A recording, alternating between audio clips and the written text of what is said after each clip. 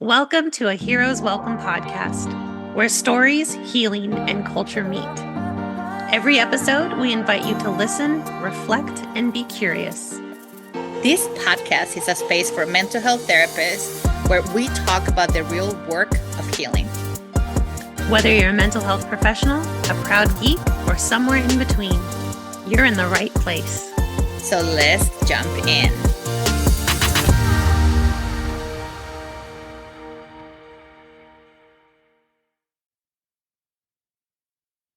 Welcome back, listeners, to another episode of a Hero's Welcome podcast. I'm so excited today. I have my lovely co-host with me. Oh, I thought that you were going to talk about Erika, right? And I was like, oh my God, me too. Myself. I'm here, Liliana Baylon. I am the beautiful co-host, as Maria introduced me, and we're here with a special guest. Erika, how do you want to introduce yourself to our audience?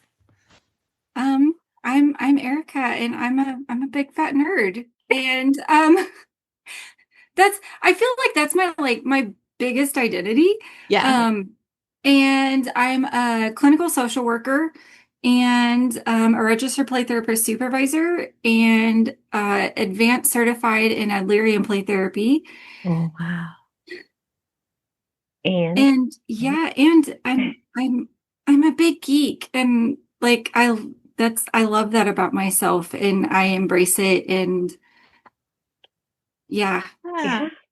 And what's not to embrace? Excuse me. I think that's the best credential, right? Yes. So, Erika, what are we talking about this morning? What are we learning from you this morning?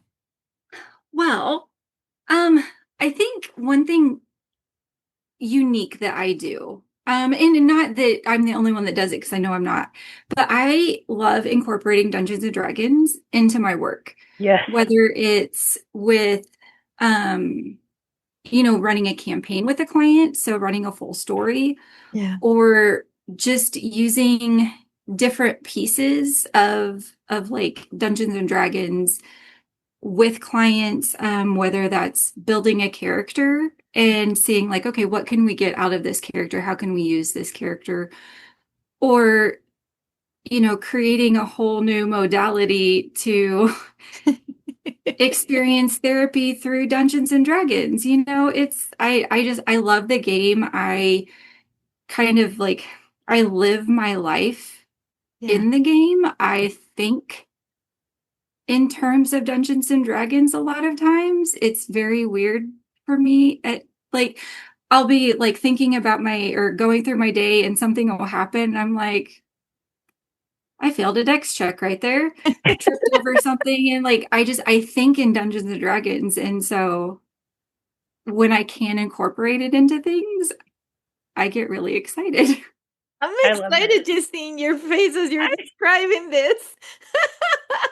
I love it. So, Liliana, do you have any experience with D&D, Dungeons and Dragons? I don't. Okay. I'm a virgin in this topic. Okay. Oh. I know. Erika's like, I'll take you here. We'll take good care of you, Liliana. Thank you. But because I want to share, because I also, one of the things that I adore Erika. This is not a surprise to anybody, I hope. But Erika is one idol for me because when I started my Dungeons and Dragons journey, it was high school. So it was a long time ago. I know I look pretty, but it was a long time ago. It was in the time where, Dungeons and Dragons was not really popular. It was the outcast group. I was allowed to play sometimes, but my character was dictated by the group because I was the only female, right? Like, females were still not really the majority of players. We're still not the majority of players, I don't think. But we were not common players. And when we were helpers or healers, and that was our role. My experience was like, if you want to play, that's what you have to do. So it wasn't until much later in my adult life that I started tiptoeing back into it, because that experience was just so rough. And Erika is someone who just embodies D&D and being a geek and being a nerd, and it just radiates from her in a way that I think is it's so therapeutic and healing to be around, that when she was like, "Oh yeah, I do this stuff in my practice," I was like, "Of course you do. Of course you do." I couldn't imagine you doing therapy in any other way, and I have to recognize that's not always easy. Yeah. Being a geek, being a nerd, doing D&D and alternative, well, quote unquote, alternative things in therapy sessions is not still widely accepted or an easy place to be. I think I love that, right? Which is how associations or how our field, let's start with our field. It's not ready for alternative therapy. They keep thinking of this is the only way to do therapy as if we're all the same, have the same needs, have the same gender, have the same abilities or disabilities, have the same barriers. This idea that this model works with everyone and for everyone is just a fantasy. Yes. Yeah. Right? So I love that you're using either in the images that you bring in, the language that you're bringing in, because I assume, I'm making the assumption that clients feel connected to this because they're integrating constantly as they're working. And then you're bringing this, is this beautiful integration that I'm picturing that is happening for them. Yes. And that's kind of how it started for me, like how I decided like, hey, this has got some therapeutic value. Yeah. I was playing in my own campaign. So like I didn't start playing D&D until 2016. I had never heard of it. Like I didn't know anything about it. And one of my husband's friends from like growing up, who he's still connected to, said, "Hey, do you guys want to play D&D?" And I was like, "What? I have no idea what this is." And so he told us about it. I was like, "Yeah, look, we can give it a try." And so we started our campaign 2 weeks after Alan Rickman died. And the reason that's important was because like that was very impactful for me. Mhm. And so like my character, her name was Alana, and the town that she grew up in was Rickmana. And everything about her was tied to him somehow. Yeah. And it ended up being just this whole thing. But I would have to look back at my notes and my notebook. So our campaign that we played, our story that we played was 5.5 years long. So I got to embody this character fairly consistently every other weekend for, I mean, we usually started about 1 o'clock in the afternoon and we would play sometimes until midnight. Wow. So every other weekend, I got to step into this person Yeah. for about 5.5 years. And I was our note taker. So like my binder is like that. What is that? About 3 inches? Yeah. Like it's pretty big. So I would say probably a couple of years, 2 to 3 years into it, I had this experience where I knew this confrontation between my character and another character was going to happen.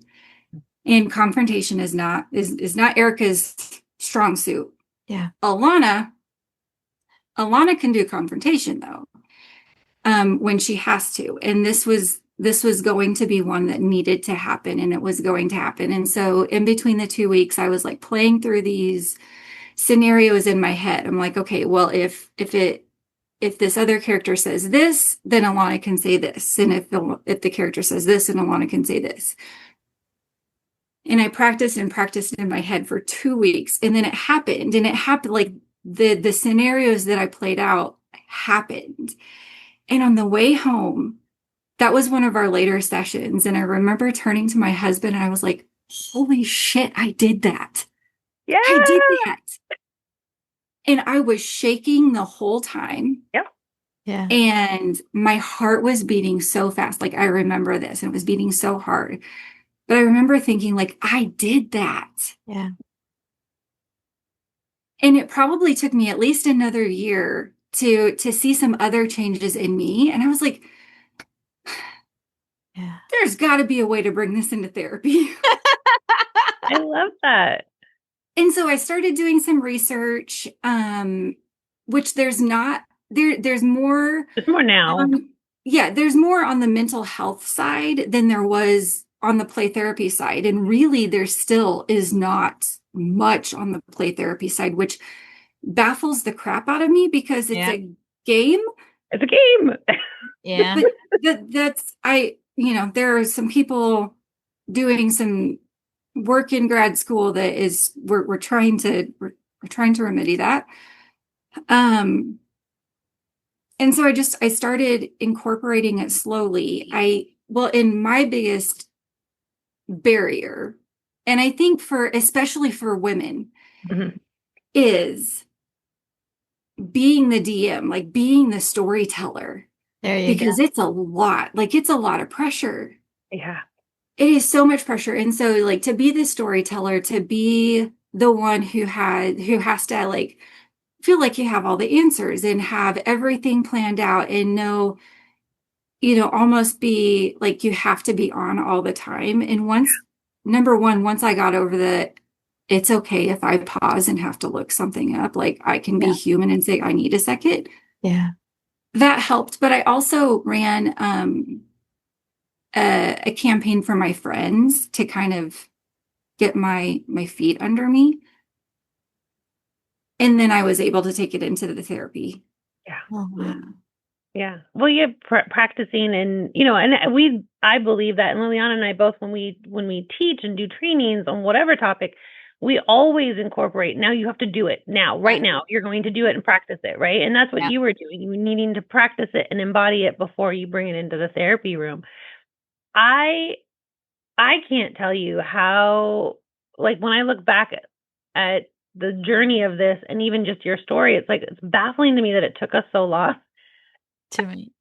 these two forces together, right? Because it is a game, but more importantly, it's narrative therapy. There you go. Thank you. D&D is narrative therapy, and I know there isn't like a sanctioned narrative play therapy thing, even though it's one of let's pause. First of all, for all of you who are like, this is not play therapy, screw you.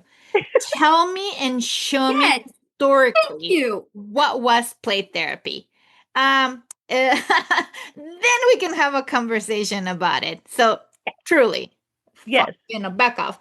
However, when you were talking, Erika, and coming back to you, Maria, which I wrote, oh, you're doing exposure therapy, you're doing narrative therapy. That's what I wrote right away. Like, what are they talking about? This is what you're doing. Absolutely. Yeah. And the thing that I have learned, especially with my clients, is they will take it. Oh, yeah. They will take it where they need it. Even if I have, and not that this has ever happened before,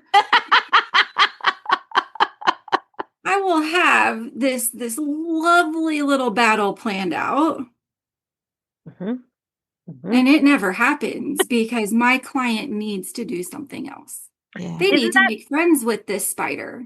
Isn't that therapy though? Yeah. We could have the best plan for a session and the client comes in and takes it where they need to go. Yeah. Yes. And you, like, as a therapist DM, I need to have the wherewithal, the insight to know when I need to let the client, I had a client who I had these 3 giant spiders set up for him to fight, his character to fight. And he's like, can I do an animal handling check? And so an animal handling check is like, can I see if I can get close to this spider or animal, whatever. But in this case, it was a spider. Can I see if I can get close to this spider and either pet it or, try and make friend, like wanted to get close to it. Yeah. I was like, you can try. So he rolls a dice and adds some modifiers and I had a number in my mind and failed. He wanted to do it again and it failed again. And then he wanted to do it a third time. And I was like, okay, this is important. This is important to this kid that this succeeds. So I was like, thankfully rolled high the next time. I was like, okay, you succeed. What do you want to do now? Yeah. He's like, I want to make friends with the spider. Oh. So then I get rid of the other spiders. I'm like, okay, this is not happening. These other spiders, we're not fighting spiders today. Yeah. And so we finished doing what we did in the cave, and he comes out of the cave, and there's another character like that I was playing, and he raises his hands. So I was doing teletherapy with this client. He raises his hands on the other side of the screen and says, "I made a friend." Oh. And I was like, this kid did not need to fight freaking spiders today. This kid needed to make a friend. Yeah. And so that, I mean, I had this whole plan, and like we do in any other therapy, this kid took it where he needed it to go. Oh, And it was beautiful. And that spider stayed with him for the entire time. I love this. I love it. And if you've heard any of our talks, or if you've seen me in presentation, you know, like, big nerd, I own it, wear my crown proudly. Erika, why? I mean, we could go into like the whole history of D&D, but we don't have time for that. Like the satanic panic, right? We could go into all of that. That's like 6 episodes in itself. But I'm curious your experience with other professionals, other groups of therapists, other therapists in general, when you try to share that this is what you do in sessions, when you're not speaking to other geek therapists. Is that accepted? How does that go? It depends. In some places, they're very accepting of us. So like, I have a friend that I often present with, and him and I, it's very interesting because typically if it's not a play therapy specific organization or conference, they're like, yes, like, gimme. Yeah. We have really struggled to, so him and I together and myself, just like on my own, have really struggled to kind of break into the play therapy world. Yeah. With this idea of using D&D, which I find it baffles me. Yeah. It really, really baffles me. Yeah. And I'm still really trying to figure out why. Excuse me. And some of the, if it's not a geek play therapy thing. Sure. So of course that's different. Yeah. Because it's, this is geeky and it's a geek play therapy. So those two things obviously are going to go together. But, some of the play therapy things I have been able to kind of get my foot in the door has been because of other people. Like it hasn't even been me putting my name into the basket. It's been them saying, hey, you need to come do this thing. And I say, okay. Yeah. And I don't know, and it's so interesting again to me. Like last year at the play therapy conference, like the big play therapy conference, I was going up the escalator, and I have these D&D skirts that I got at Comic-Con from the Legging Lass. Oh, she's amazing. I freaking love her stuff, and I spend so much money there. So I was wearing one of my D&D skirts, and Paris Goodyear Brown happened to be on the escalator behind me. And she's like, I really like your skirt. I was like, thank you. I really love D&D. And she said, my son just started playing and he really enjoys it. And I was like, has he gotten anything out of it yet? And she's like, I think he maybe has. I can see how it can be really therapeutic. And I was like, huh. What a wild concept. Wild concept. And I kind of wanted to say, can you make a public service announcement about that? Because I feel like people would listen to you. Yeah. People don't know me, like, yet. But I'm hoping. But I think I'm gonna name the elephant in the room, because why not? Is it Harold? Are we naming it Harold? Yes. Harold the elephant. I love that. But I think like you're naming things that still have not been named in our field, specifically in play therapy. One is that we still have the old timers. I'm not even calling the originals anymore. The old timers who are adhering to this is what we're familiar, this is what we're comfortable. Anything else, it's rejected. So that's one part. Two, that our field, specifically the association, it's about who do they like, and therefore they'll be invited. So this idea like, oh, you go through this process, they're gonna bend me. Just know that like, it's okay. Um, but they like submit your proposal. Bullshit. There is the process of who do we like, who we can mold, and it's like the we, which we're not included. So therefore, yes, you need someone to hold the door for you so that you can come in. But it's still, they can hold the door, but if they're not advocating, if they're not doing public announcements, if they're not changing that old trajectory, nothing will change. Patterns will continue because that what systems were set up to hold these barriers. There, I'm gonna go quiet. I feel like part of it is that they reject what they don't understand. And this is true for many, many systems, many organizations, right? If they do not understand it or it does not immediately spark an interest for them, then it's dismissed.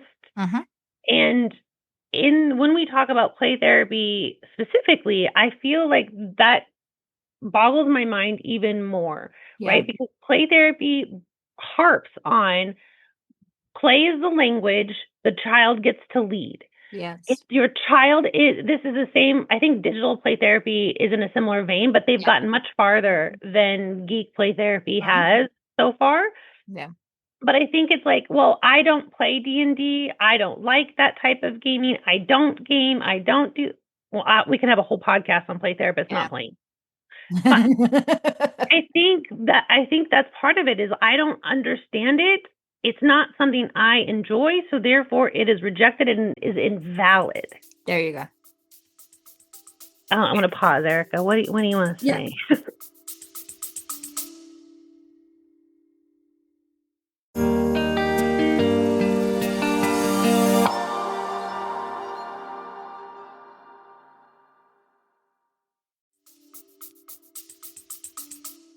No, I agree. And I think that it's so frustrating because, I even looked at, and I brought this up to an individual who I trust within the association, with the conference, and how it's frustrating that I see the exact word for word, exact same presentations. Yes. Year after year. And yes, I fully understand that there are certain things that that need to be at the conference. Yes, foundations are important. Yes. Yes, supervision is important. We need foundation stuff. We need ethics stuff. Yes, we do. And there should be the bulk of it being, how are we moving our field forward? Yeah. What are we doing that's new and innovative? What are we doing?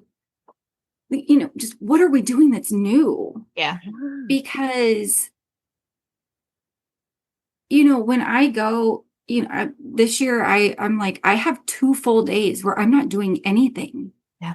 Because there was nothing that sparked my interest. Yes. Yeah. And so I'm actually, those 2 days, I'm taking my D&D stuff and I'm like, who wants to do some one-shots? Who wants to play? Oh, beautiful. Yeah. Because, I'm not going to spend money on something that does not spark my interest and that I'm not that I don't need. Yeah. And I would rather play D&D. Yeah. I love that. I love that. And I want to kind of also circle back to this idea that you are being pulled into spaces, because I think that's a very common first experience. And I think, you're going to hear this audio. You won't see the video, but you'll see Erika's picture. Erika, you pass as a white woman, and so as do I. And I think we get invitations to tables based on that sometimes, And I know you well enough that I feel like I can say that you and I both take that privilege and we use it to jam our foot in the door and hold it open for the people who actually need to be at the table. Yes. Right? You and I have lots to contribute, but we're not the voices that need to be at these tables 90% of the time. We're the ones that get the invitation. But I know I use my invitation to hold my hand out and pull the voice that needs to be there with me, whether they like it or not. Mm-hmm. They being the association, not liking it. Yeah. I mean, we have a little bit of time. We can't do this. We could do this for hours, but why? Why are we not inviting the right people to the table? Why is it when there's a new idea that feels dangerous and scary instead of being curious, which I feel like the stance for play therapists is a natural curiosity. Yeah. That was a big one, Erika. I know, it's a big question. I think it comes back to the not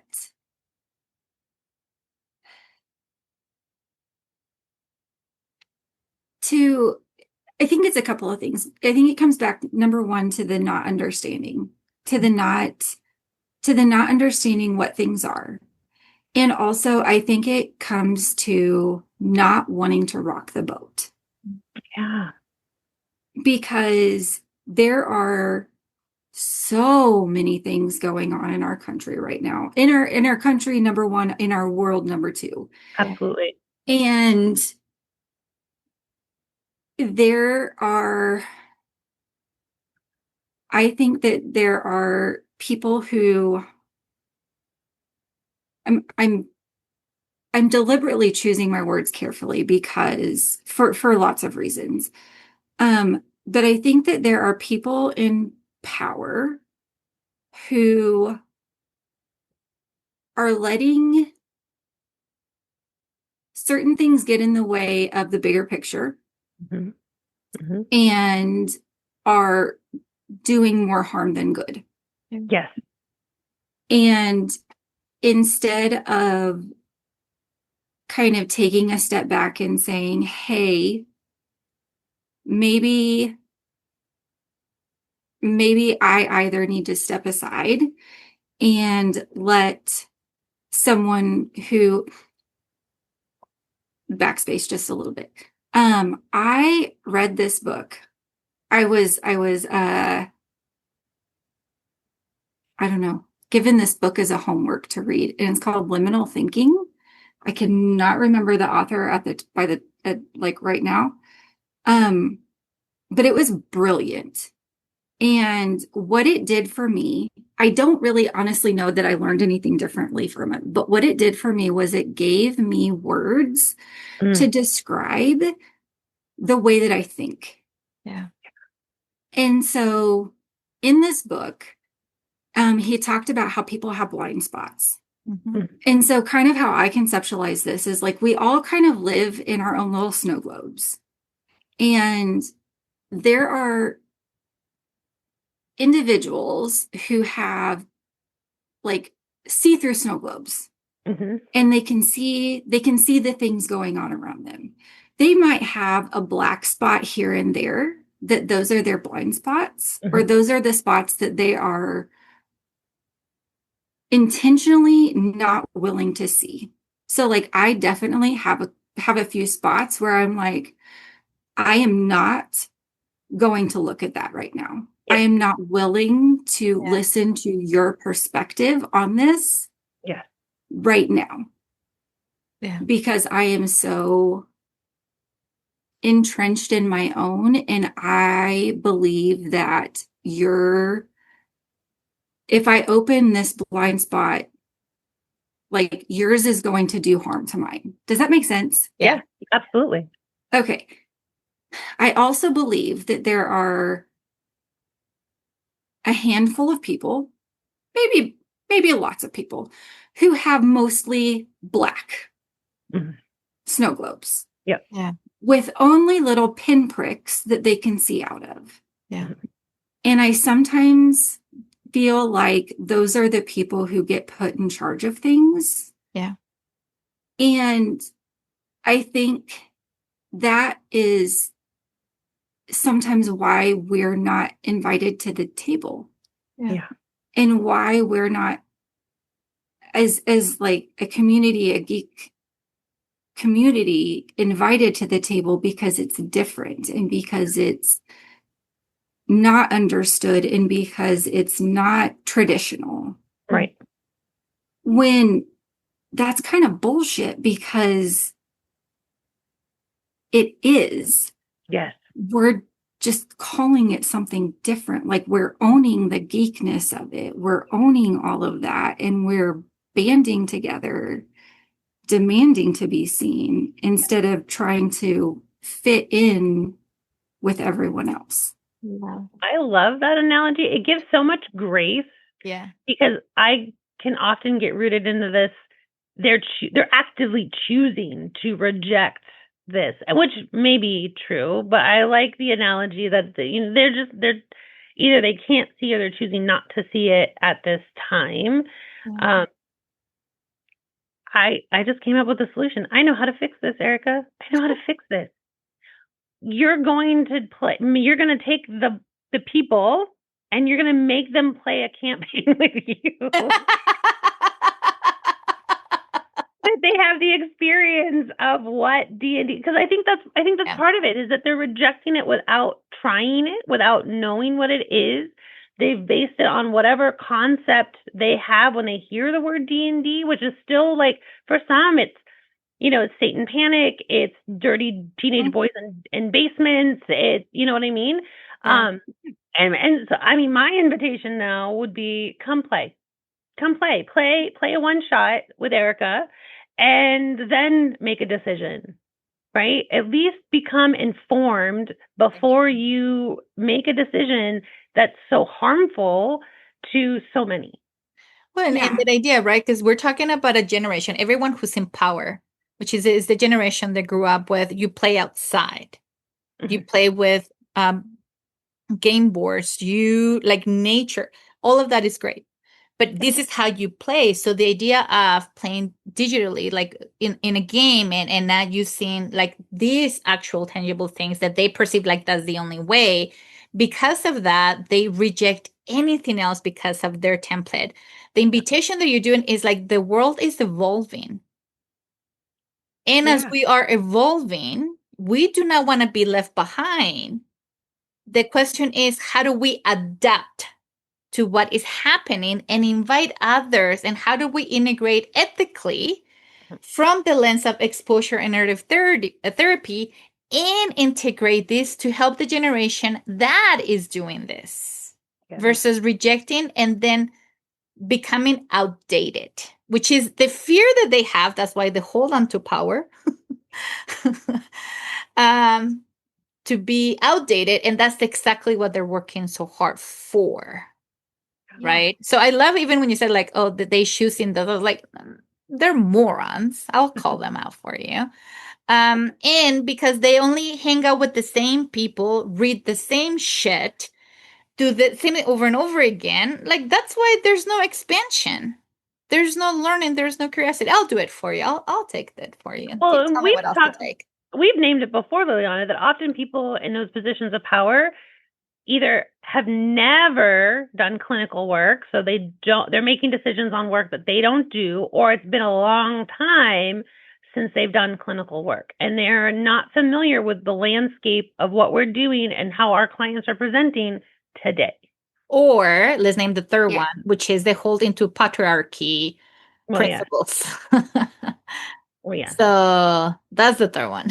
Well, and that's kind of, the bridge. Yeah.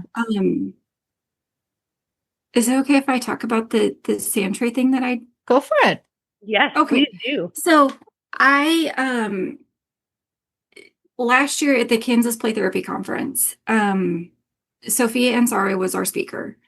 And the first day she did superheroes. She did her superhero training, which I had actually, that was the first time I had ever met Sophia in person. I met her for the first time ever during COVID virtually and did the superhero training. So it was fun to have, like, number one, get to finally meet her in person and then get to do that in person. And then the second day she did sand tray. And her and I got to be really good friends from that virtual training until, I mean, now. But anyway, so during the sand tray training, she, in front of, the whole conference, said, she turns to me, she's like, Erika, you should figure out how to put Dungeons and Dragons in the sand tray. And then she keeps going on and she keeps, like, doing her thing. Just a little nugget of genius dropped in your lap. Yeah. So it took me about a year to put this idea together, to figure out, okay, because it would not leave my brain. Yep. Like, I'm going to figure out how to freaking do this because I think that's brilliant, number one. And, I know that there are people out there who they like actually do campaigns in the sand, which I think is cool, but I wanted this to be different. I wanted this to be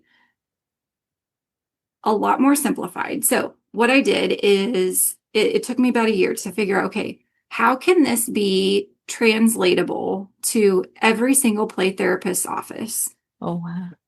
What all elements can I take from traditional Dungeons and Dragons and put into this thing? And then how in the hell am I going to teach it? Like, to make sense to people who have never played. Yeah. And so I did that. You did it. Yeah. And there's, I have an amazing friend who is, like, spatially organized, I guess. I don't know if that's the best way to say that, but, like, I struggle to see things on paper. And so, like, I drew out, like, the character sheet on a piece of graph paper. And that's legit what I was going to use. Yeah. And just type things out in outline format in Word. And I was showing it to her one day because I know that she really loves it. And she's like, Erika, do you want me to make that pretty for you? And I was like, can you do that? And she's like, yeah, I actually enjoy doing that. And I was like, that's amazing. So she did, and it's beautiful. It is so beautiful. And so I'm oh gosh, a month from tomorrow, I'm doing my very first training on, like, teaching how to do this. So before I even did any of that, my child is 15.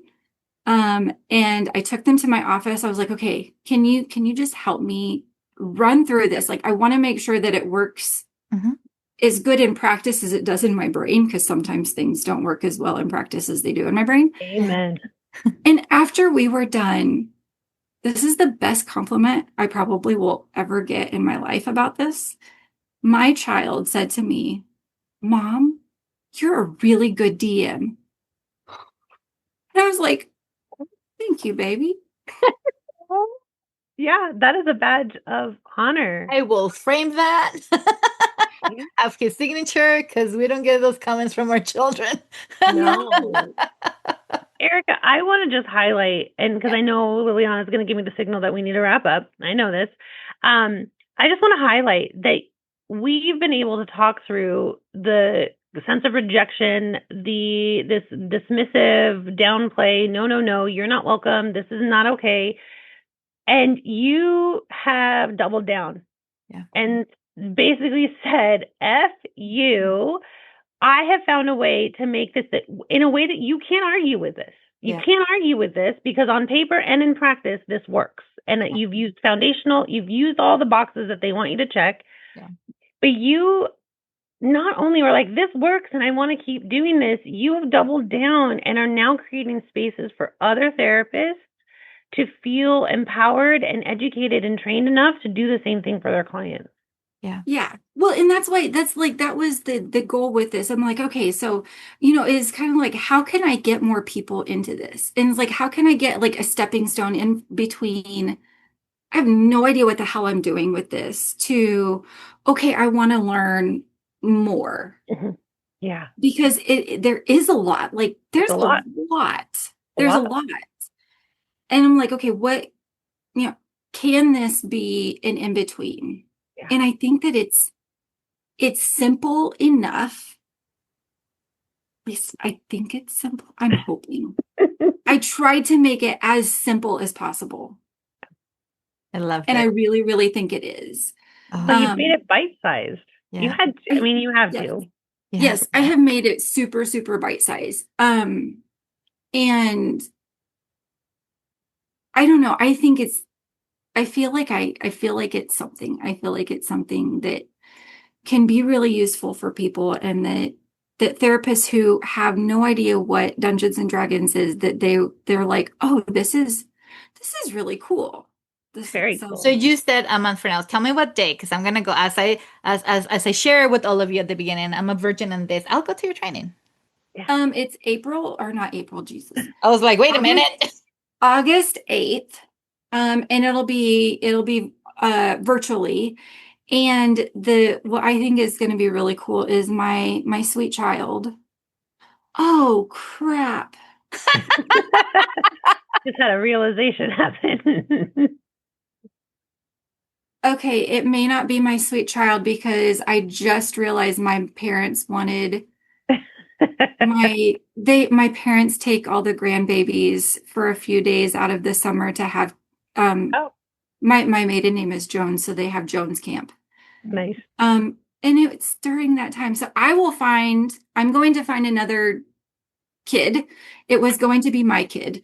Now I don't think it could be my kid, because my kid's going to pick Jones camp over coming to but I'm going to have someone there to do like a demonstration, because I want people to see this in practice and to see me fumble, because I'm going to fumble. Like it's beautiful. It's realistic. And this is just the first offering. So if this doesn't get posted until after and you feel like you've missed out, you haven't. Just follow Erika. We'll include her socials. And catch her on the next one, because Erika, what a gift. Yes. Oh my gosh, what a gift. I mean, we've converted Liliana. It's going to happen. It's going to happen. So please come back and talk to us more about this, because we do need you. And that was the whole purpose of the conversations between Maria and I, specifically with the podcast, which is, how do we keep inviting others so they can come and share their gifts? Because play therapy is not just one model. Mm-hmm. And play therapy is more than one way. If we truly are curious and we truly believe that we have to allow the children to lead, then that means that we continuously have to be adapting to what kids are doing and exposed to and playing and learning. So it's up to us to do it differently. And so thank you for being a voice, for being a light, and showing us how to. Erika, thank you so much. You are truly, I feel honored and blessed to have you in my life, both personally and professionally, but what a gift you are. And I hope that you do come back, maybe even after your first training, so we can see how it goes and what you need in support, because this is not the end. This is simply the beginning for you. Yeah. And I'm excited for this journey. I really, really am. Yes. Thank you. I'm excited too. I appreciate it. Well, thanks for being here, Erika. Thank you. Until next time, guys.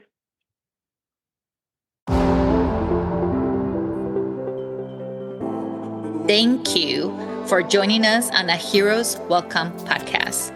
We hope you found inspiration, insight, and maybe, just maybe, a little fun along the way.